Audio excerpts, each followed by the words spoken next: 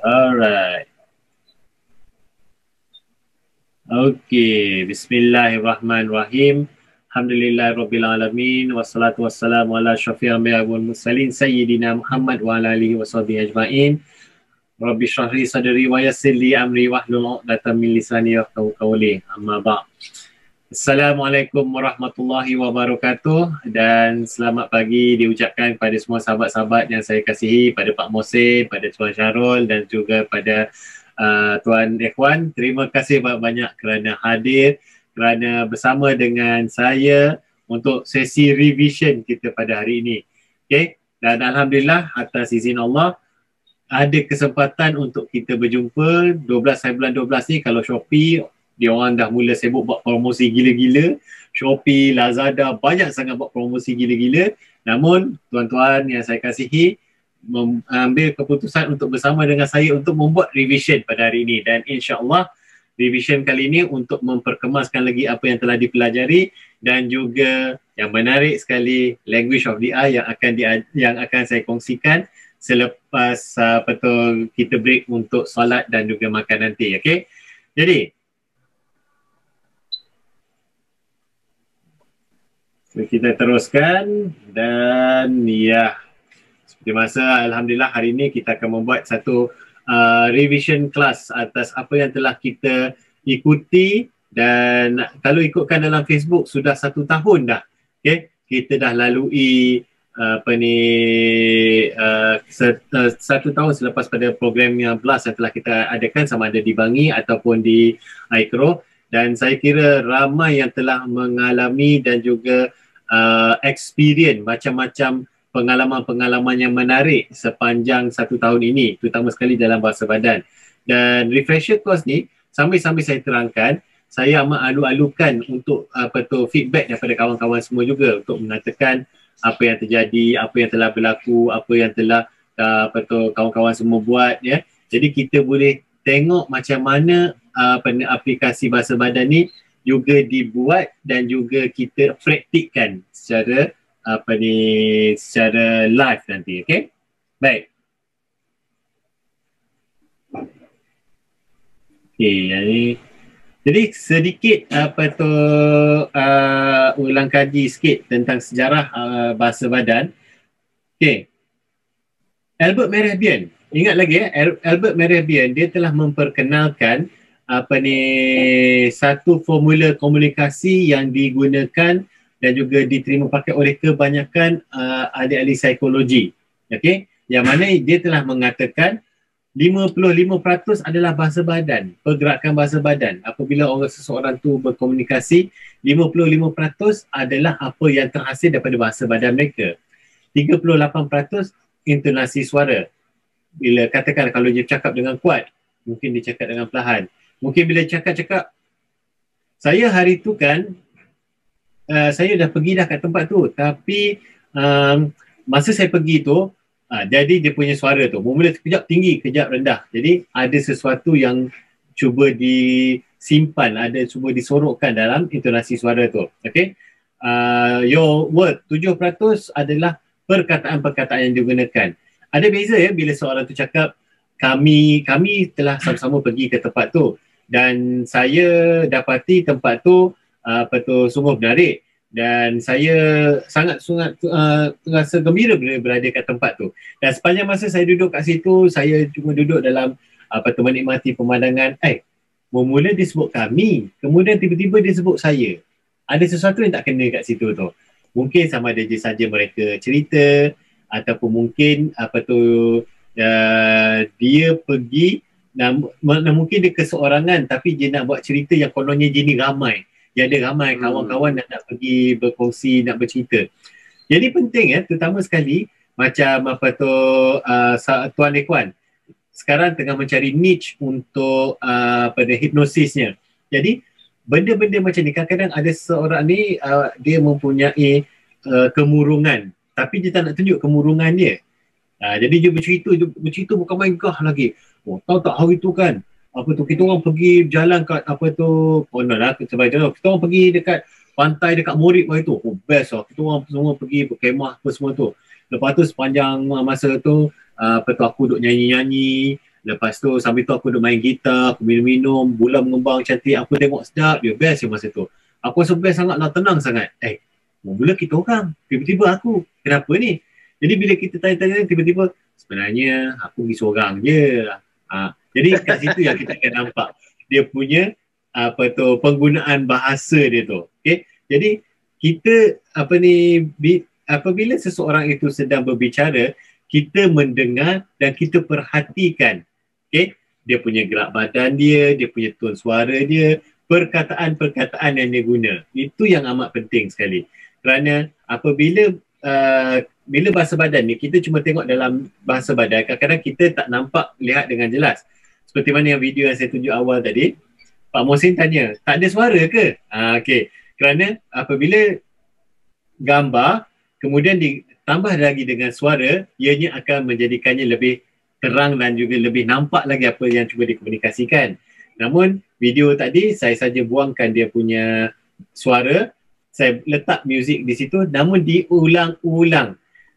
Mula tengok rasa macam benda yang dia orang buat ni. Kemudian setelah kita tengok 2-3 kali baru kita nampak apa yang sedang ditunjulkan. Okey.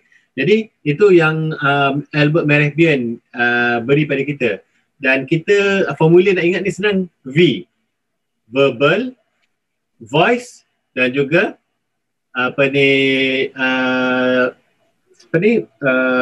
movement kita, body language kita. Okey.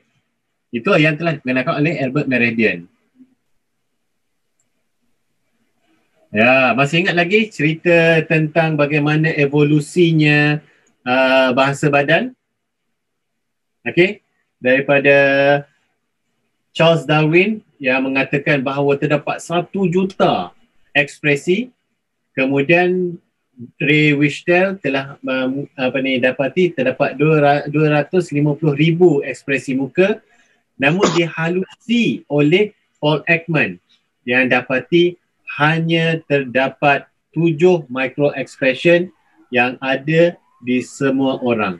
Okey, tak kisahlah walaupun orang tu mempunyai akses pada internet ataupun orang tu duduk hanya di dalam hutan, tak pernah berjumpa dengan orang di luar, ataupun mereka yang hanya menonton TV sahaja, mendengar radio, tetap mempunyai ekspresi yang sama.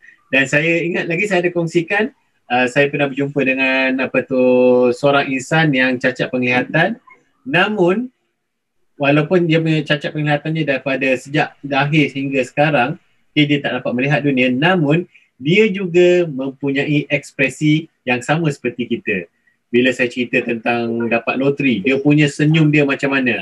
Bila saya cerita kata tiba-tiba jatuh sebab tak nampak jalan yang dia lalu, muka dia sedih. Serupa juga macam kita yang normal ini. Okay? Baik. Jadi komunikasi lisan adalah komunikasi yang diperkatakan. Yang macam sekarang lah kita tengah cakap, kita sedang keluarkan suara, ini adalah komunikasi lisan. Dan komunikasi lisan adalah bahasa badan. Dan yang menariknya dalam komunikasi lisan dan juga komunikasi badan, komunikasi lisan ini adalah dia berlaku secara tidak sedar. Kita duduk cakap, komunikasi dan ianya akan keluar secara sendirinya. Dan biasanya dalam bahasa badan ni dia akan menceritakan tentang sesuatu yang sebenar dalam apa yang sedang diperkatakan. Dan sekiranya bila dia kata, aku suka lah duduk dalam program ni, macam-macam aku belajar. Namun bahasa badannya dia sedang berpeluk tubuh. Asalnya mula dia sedang bergerak tangan, tiba-tiba dia peluk tubuh. Ni nampak macam kontradik ni antara dua ni. Dia kata dia suka tapi dia peluk tubuh. Okey, jadi kita akan tengok pada bahasa badan kerana bahasa badan lebih menunjukkan ekspresinya yang sebenar. Seperti mana Tuan Ikhwan pun ada kongsi juga tadi sebelum memulakan sesi, kemudian nampak dia punya expression dia macam mana, tangan duk grip, lepas tu duduk ketat, tak nak gerak apa semua tu. Jadi dia kata dia okey tapi sebenarnya dia takut. Jadi kita nampak kat situ, dia kata okey. Jadi kalau kita nampak dua tu, kita akan tengok pada dia punya bahasa badan dia. Okey? Itu yang paling penting untuk kita perhatikan. Baik. Masih ingat lagi? semasa kita sebelum saya teruskan, welcome Madam Ruksana to our revision class. Nice to have you back here. Okay. Jadi dalam untuk kita membuat penilaian bahasa badan, kita perlu lihat juga elemen-elemen ini. Okay, apakah elemen-elemen ini? Ya, Assalamualaikum Madam. Okay. Apa yang elemen kita perlu tengok adalah proximity ataupun jarak. Jarak mereka, jarak bila dia bertutur, bercakap dengan seseorang, macam mana pernafasan. Okay. Pernafasan ni, macam mana pernafasan? Adalah penting untuk kita apabila kita berbicara, kita bercakap dengan nada yang relax. Sambil kita bernafas dan kita boleh bercakap. Namun, apabila kita membuat satu sesi untuk menghipnosis orang, okay, adalah penting untuk kita bercakap dengan nada yang sedikit laju. Kenapa? Okay. Dia ada beza antara dua ni. Apabila kita bercakap dengan seorang dalam keadaan tenang, dalam keadaan yang relax, itu menunjukkan kita sendiri, automatik badan kita akan menjadi lebih relax. Cakap macam sekarang, sambil bercakap, saya bercakap dengan relax, saya akan sedikit bersandar. Okay? Untuk menunjukkan dalam saya dalam keadaan relax. Sebagai contoh, tiba-tiba Pak Mohsin tanyakan satu soalan. Alamak, satu soalan ni, kemudian saya tengok, wish, ni nak kena cepat ni jawab ni pasal ada tengok 2-3 lagi orang pun nak bertanya soalan. Dan saya pun dah bercerita dan sambil saya bercerita saya pun bercakap laju. Okey. Sekarang ni bila saya bercakap laju ni saya untuk menerangkan pasal saya nak mengejar masa untuk menerangkan pada Pak Mohsin apa yang ingin saya sampaikan dan juga dalam masa yang sama saya pun entertain juga soalan-soalan orang yang lain. Okey. Jadi nampak dia punya pergerakan. Dan saya punya pergerakan tangan pun akan menjadi laju. Kita akan menjadi kelang kabut juga. Okey. Nah, bila kita sebut pasal kelang kabut ni, ini adalah tanda-tanda yang menunjukkan ada kalanya seseorang itu apabila dia cuba untuk memanipulasi, dia mula akan menjadi macam cerita dia dah mula lari, dah mula tak menentu. Nafas dia pun dah mula berdegup nadu. Okay? Dan juga dalam masa sama juga, ini pernah berlaku pada saya satu ketika dulu. Saya pergi ke airport untuk ambil makcik saya, baru sampai daripada Kota Baru. Kemudian masa duduk dalam kereta tu, makcik saya, suasana masa tu masih senyap lagi, tak cakap apa. Kemudian makcik saya dengar. Dia diam, lepas tu dia macam pasang telinga macam ni. Lepas tu dia tanya kat isteri saya, Ji, ngandung ke? Tu dia. Masa tu isteri saya sedang mengandung anak yang ke-5, okay? Baru dalam 3 bulan, 4 bulan macam tu.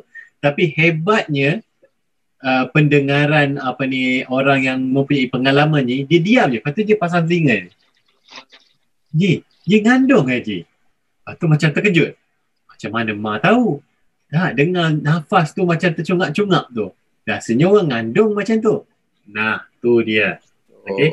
Jadi bayangkan macam kita sendiri apabila kita sedang membuat sesi rawatan ataupun sesi terapi ataupun mungkin kita sedang berjalan dengan seorang, lepas tu nampak orang tu termengah-mengah, lain macam mengah dia. Okay. Minta maaf. Perlu duduk rehat dulu ke? Saya nampak termengah-mengah. Saya okey. Tapi nampak sampai jalan tu je mengah-mengah. Jadi kita boleh tengok sama ada mungkin dia ada masalah kesihatan, mungkin semput ke apa, ataupun mungkin dia mengandung. Okey. Jadi bayangkan situasi dia apabila kita nampak dah keadaan seseorang itu dia sedang keadaan pernafasan dia ataupun mungkin dia sedang mengandung dan kita semua dia duduk. Jadi nampak macam mana kita boleh menjaga hati orang tersebut dalam masa yang sama. Okey, itu yang menariknya yang kita melihat juga pada pernafasan dan juga nada suara. Nada suara ni dia sama macam Albert Mehrabian ceritalah tentang tinggi, rendah, laju, perlahan, tiba-tiba pitching tinggi. Aku okey ya. Okey, aku okey.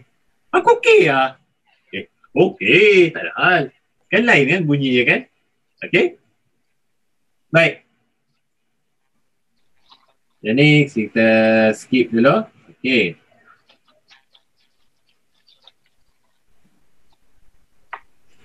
Dan saya kira selepas 1 tahun kita berjumpa sesi perkongsian kita, saya kira benda ni semua dah dibuat ya, dan macam-macam benda yang kita dah lihat yang kita sendiri pun jadi tersenyum. Oh, tak payah dia bagi tahu tapi kita dah nampak ada orang ni macam ni, dia ni style macam ni. Okey, ini yang menariknya apabila kita dapat menganalisa bahasa badan. Okey. Teruskan. Baik. Boleh sesiapa memberitahu saya apakah ini? Apakah ini? Ingat lagi tentang hot button dan juga baseline?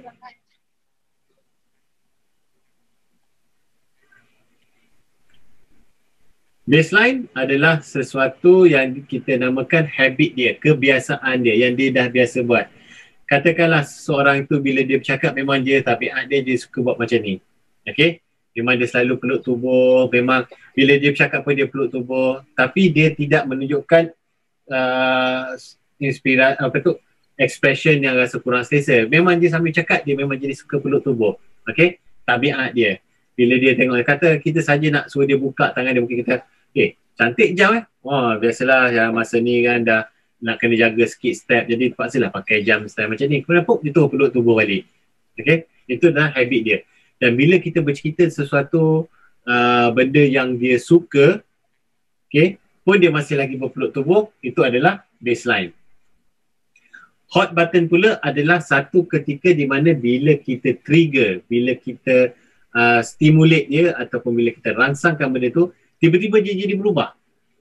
Asal mula dia peluk tubuh. Tahu tak cerita hari tu, Makcik Kiah tu yang dekat hujung lorong dekat dengan kedai pasar tu, kau tahu anak dia hari tu, anak dara dia ada 3 orang hari tu. Kita orang tak tahu. Ya ke? Betul ke ada 3 orang anak dara dia? Okey. Daripada dia jalan berpeluk tubuh macam tiba-tiba terus berubah. Okey. Berubah dan kedudukan dia terus dia merapatkan diri dia dengan kita. That is what we call hot button. Something that triggers them daripada dia punya baseline dia akan berubah. Dan hot button ni adalah penting untuk kita ketahui, terutama sekali apabila kita nak cuba memanipulasi seseorang itu. Okay? Bila dia berubah mula macam ni dalam keadaan sedar tau, kalau ikutkan dalam hipnosis, bila baseline dia tetap lagi dalam baseline, maknanya dia dalam keadaan sedar dan dia perasan apa yang sedang berlaku kat keliling dia. Okay? Emotion state dia tetap sama. Once bila kita trigger dia punya emotion state untuk berubah, dan mana kita pegang kita sentuh hot button, terus jadi macam ni, masa itulah bila kita bercerita apa saja dia akan menerima. Kerana dia punya hot button dia punya baseline dia telah berubah dan dia terbuka kepada apa saja cadangan-cadangan yang diberi. Jadi Cik Syarul, kata Cik Syarul jumpa dengan Puan Mimi, bos Cik Syarul, nak bercerita dengan dia, Puan, saya nak pergi kelas advance untuk body language ni Puan. Tapi kelas dia contoh ya, kelas ni 5,000 Puan dia punya tu. Namun nanti kan lepas ni saya boleh jadi trainer untuk LPPKN. Mahal sangatlah Syarul. Puan, sekarang ni kan, Syarul dia mula style pasang dia. Puan, sekarang ni, imagine Puan Puan sedang bercakap dengan kemudian Puan sedang Puan sedang bercakap dengan seseorang, kemudian Puan sedang mencari cara bagaimana untuk Puan close deal, membuat satu program kasih sayang bersama dengan masyarakat setempat. Jadi Puan tak tahu bagaimana untuk membuatnya. Tapi saya ada cara. Ya ke Syarul? Macam mana cara dia Syarul? Okey Puan, macam ni Puan. Syarul pun mula dah, Tuan Syarul mula masukkan jarum dia, bercerita. Dan masa tu juga Tuan Syarul kata, okey ini borangnya Puan. Jadi Puan boleh tak sign kat sini? Kebiasaannya memang mudah untuk kita dapatkan kelulusannya kerana dia punya baseline dia telah berubah, hot button dia telah kita sentuh dan dia buka kepada any suggestion yang telah kita berikan. Itu yang penting untuk kita tahu baseline dan juga hot button. And baseline dan hot button ni juga kita boleh gunakan untuk kita mengesan penipuan ataupun manipulasi. Okay. Macam mana hari ni? Kita dah sesi terapi, saya dah buat rawatan apa semua ni. Saya rasa macam saya rasa saya dah jumpa dah perjalanan saya dan saya ingin maju ke hadapan. Saya tak nak lagi semua benda-benda ni untuk mengganggu saya. Saya nak ke depan. Okay. Adakah anda pasti dengan, ya saya pasti saya memang nak pergi ke depan. Saya dah nak tinggal lah semua benda ni. Namun perkataan saya rasa, saya pasti, saya boleh buat, seolah-olah perkataan dia seperti dia tidak yakin. Okay. Namun kita nak trigger dia untuk dia betul-betul dapat ke tidak. Jadi kita mulalah sentuh pada dia punya hot button dia. Hot button dia akan membuatkan dia macam okay, awak betul, awak pasti buat ya? Okay. Tapi kan saya dengar kat depan sana tu, kalau awak nak untuk pergi ke depan tu ada banyak lagi halangan yang awak kena lalui. Ya ke? Apa halangan ni yang saya kena lalui? Aduh, saya ingatkan semua dah settle lah. Dan itu adalah dia punya hot button dia. Kita dah nampak dah.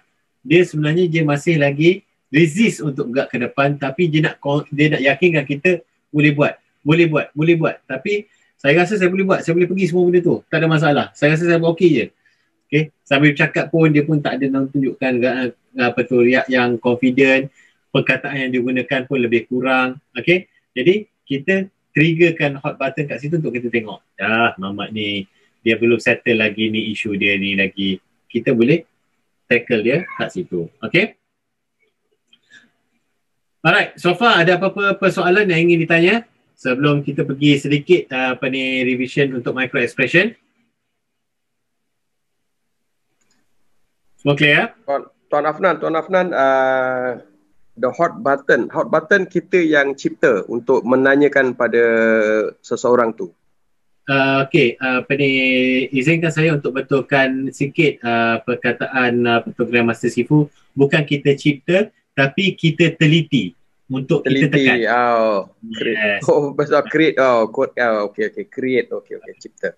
Pasal masa kita bercakap, kita dah observe dia macam mana. Okay. Kita dah observe dan kita tengok, dan di situ biasanya kita nampak dia punya hot button yang bila kita trigger dia akan jadi macam lain sikit jadinya. Alright. Faham. Okay. Thanks. Terima kasih atas soalannya Pak Mohsin. Baik. So, yang lain ada apa-apa persoalan yang ingin di-clarify? Belum lagi setakat ni. Belum lagi ya? Alhamdulillah. Baik. Okay. Micro expression ni adalah ekspresi yang sangat-sangat singkat. Dan saya kira pada saat ini, kawan-kawan semua, you already know what is micro expression. Dan sambil bercakap tu dah nampak dah kat mana nak tengok. Kan? Kawasan-kawasan mana nak tengok. Pasal saya pun dah kongsikan. Okey, kawasan ni kalau sedih, kawasan ni kita tengok sini, kita tengok sini. Dan yang menariknya, kita sendiri kadang-kadang menggunakan, memanipulasikan kita punya micro expression untuk memuaskan hati orang lain. Walhal kita tak suka. Tahniah diucapkan pada siapa yang telah berjaya melakukannya, kerana anda telah berjaya mengelakkan konflik yang berlaku. Tahniah diucapkan. Okay. Dan apa yang terjadi dalam micro expression ni, dia sangat-sangat sekejap. 1/25 saat. Almost split second. Okay. Dan untuk kita yang dah biasa, kita akan nampak. Dan biasanya orang yang tak tengok lagi tentang, orang tak belajar lagi tentang micro expression, mereka akan tercari-cari dan tertanya. Okay. Video tadi, maybe Madam Ruzana, you don't have you were a little bit late to watch the video. There was short video that I post just now. Dan Tuan Syahrul, Tuan Ikhwan dan Pak Mohsin, you guys saw the video. Okay. Did you notice ada masa-masa kadang-kadang bila in that video lah, dia bila sambil bercakap dia macam curious, ada dia bila dia orang kata macam ekspresi marah pun ada kat situ, real smile and fake smile. Perasan tak dalam video tadi? Is there, kan? Jadi ada perasaan yang tu ya. Jadi kita boleh nampak bila seseorang itu dia punya ekspresinya kita boleh lihat pada otot-otot yang tertentu. Okey. Jadi sedikit revision untuk kita buat bila ekspresi gembira. Okey. Yang paling penting sekali adalah kedutan di tepi mata. Craw claw. Okey, masih ingat lagi ya? Craw claw. Kedutan di tepi mata ini adalah menunjukkan sama ada dia benar-benar senyum ataupun tidak. Kerana apabila seseorang itu senyum dengan betul-betul ikhlas, pipi dia akan terangkat. Okey, itulah yang menyebabkan craw claw itu berlaku. Okey, dia senyum naik ke atas. Okey. Dan juga mulut sama ada nampak gigi ataupun tak nampak gigi itu dia bergantung kepada seseorang. Kadang-kadang dia senyum tapi dia tak buka gigi. Okey. Ada setengah orang bila senyum dia akan tunjukkan gigi. Yang penting sekali adalah kita tengok kedutan di tepi matanya. Pernah satu ketika saya buat satu program untuk organisasi lain. Ada orang tanya, kalau habis orang pakai botok tu macam mana? Macam mana kita nak kenal dia betul-betul senyum ataupun tidak? Saya tanya macam mana botok. Memang saya tak tahu macam mana botok. Okay? Botok dia kata seolah-olah seperti meletakkan silikon pada muka yang mana dia akan jadi satu pergerakan yang sama. Okay? Bergantung kepada bagaimana yang diletak. Jadi dia akan gerak secara simetri. Katakanlah kalau bahagian sini yang diletak botok, yang ni apa yang dicerita kat saya tak pasti sama ada betul atau tidak. Okay? Letak. Bila dia senyum, semuanya akan ternaik. Naik. Okay? Dan pergerakannya tidak akan jadi secara semula jadi. Macam muka kita, kadang-kadang kita boleh buat sengit tepi apa semua kalau kita tak pakai apa-apa botox ke apa. Okay? Jadi still, apabila botox, kerana dia angkat, okay? Kita bayangkan muka kita yang keras disebabkan kerana ada sesuatu benda asing di bawah kulit kita. Bila senyum, okay, kedutan yang terjadi pun tidak akan sama. Satu, dia akan jadi lain.